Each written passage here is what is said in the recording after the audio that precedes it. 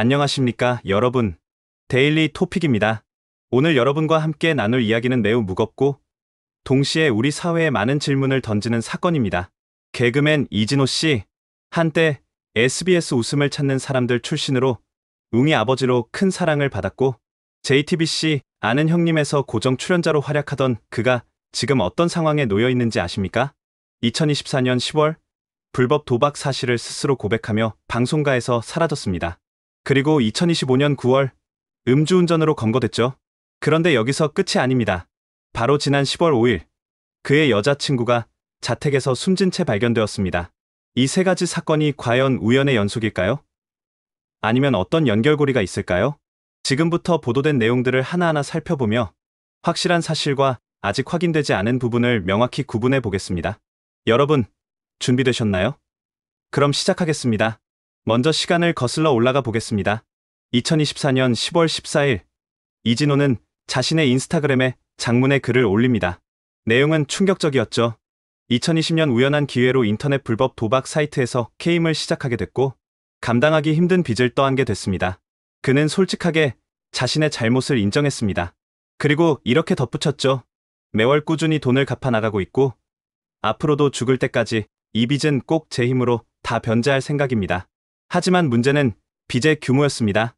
여러 보도에 따르면 이진호가 빌린 돈은 동료 연예인들에게만 약 10억 원, 대출업체와 사채업자들에게는 약 13억 원, 총 23억 원이 넘는 것으로 알려졌습니다.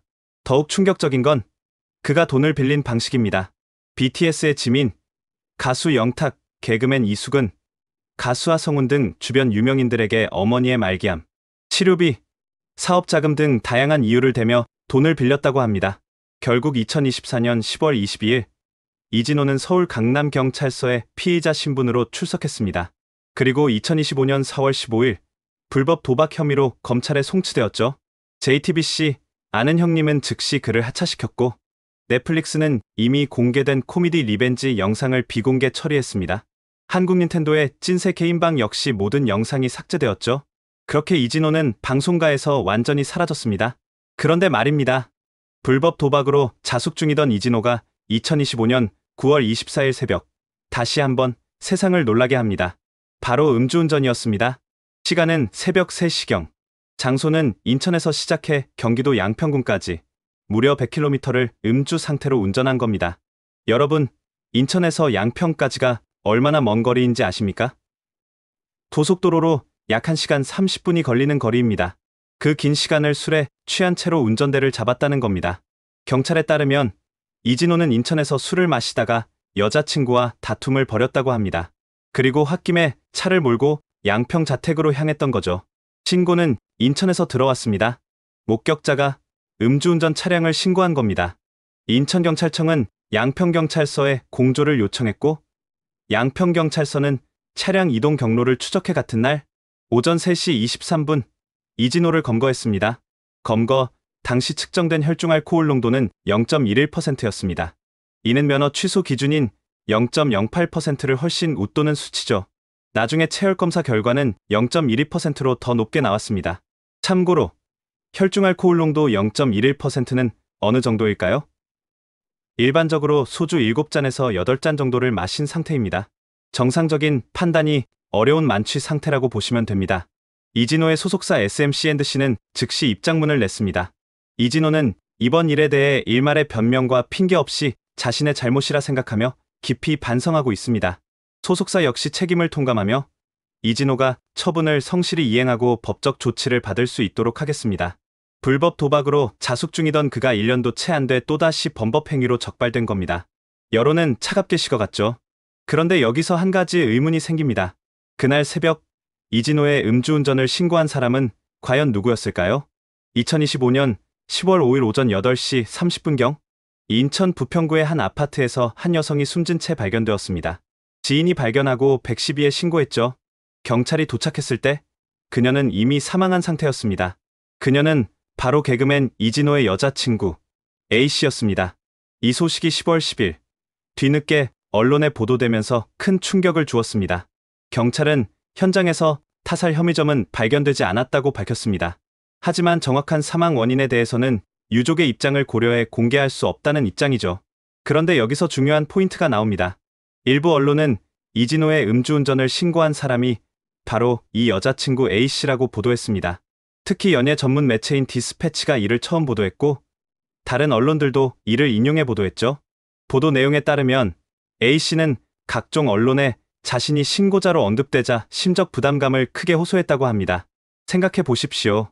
사랑하는 연인의 범법 행위를 신고했다는 사실이 전국에 알려진다면 어떤 기분일까요? 인터넷 댓글에서는 어떤 말들이 오갔을까요? 남자친구를 신고한 여자, 배신자, 관종 같은 악플들이 쏟아졌을 겁니다. 그녀는 그저 위험한 음주운전을 막고 싶었을 뿐인데 갑자기 수많은 사람들의 관심과 비난의 대상이 되어버린 거죠. 그리고 불과 며칠 후 A씨는 숨진 채 발견되었습니다. 경찰은 현재 이진호의 음주운전 사건과 A씨의 사망간 관련성을 비롯해 구체적인 사건 경위를 조사하고 있다고 밝혔습니다. 자, 여기까지가 현재까지 알려진 사실들입니다. 그렇다면 이제 확인되지 않은 부분들, 그리고 우리가 던져야 할 질문들을 정리해 보겠습니다. 첫 번째 의문점입니다. 신고자는 정말 여자친구였을까요? 여러 언론이 디스패치 보도를 인용해 신고자가 A씨라고 보도했습니다. 하지만 경찰은 공식적으로 신고자의 신원을 밝힐 수 없다는 입장을 고수하고 있습니다. 그렇다면 언론은 어떻게 이 정보를 입수한 걸까요? 관계자 증언이 있었을까요? 아니면 추측성 보도였을까요? 이 부분은 매우 중요합니다. 왜냐하면 만약 A씨가 신고자가 아니었는데 언론이 잘못 보도한 거라면 이는 명백한 오보이고 A씨에게 씻을 수 없는 상처를 준 셈이 되기 때문입니다. 두 번째 의문점입니다. A씨의 정확한 사망 원인은 무엇일까요? 경찰은 타살 혐의점이 발견되지 않았다고 했습니다. 그렇다면 자연사였을까요? 아니면 다른 원인이 있었을까요? 경찰이 유족의 입장을 고려해 자세한 내용을 밝히지 않는다는 건 사망, 원인이 민감한 사안일 가능성을 시사합니다. 언론 보도의 부담감, 악플, 정신적 스트레스 등이 영향을 미쳤을 가능성도 배제할 수 없죠. 세 번째 의문점입니다. 언론 보도와 사망 간 연관성은 있을까요? A씨가 정말로 신고자였다면, 그리고 언론 보도 후 심적 부담감을 호소했다면, 이는 언론 보도가 한 사람의 생명에 어떤 영향을 미칠 수 있는지를 보여주는 비극적 사례가 될 수 있습니다.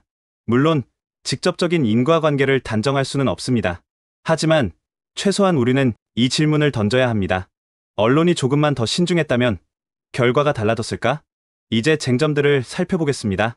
첫 번째는 언론의 취재 윤리입니다. 신고자의 신원을 보도하는 것이 과연 공익에 부합하는 일일까요?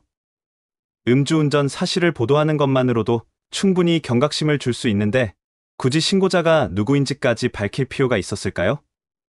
거구나 그 신고자가 연인이라면 이미 심리적으로 힘든 상황에 놓여 있을 텐데 전 국민의 관심 대상이 되게 만드는 것이 올바른 보도일까요?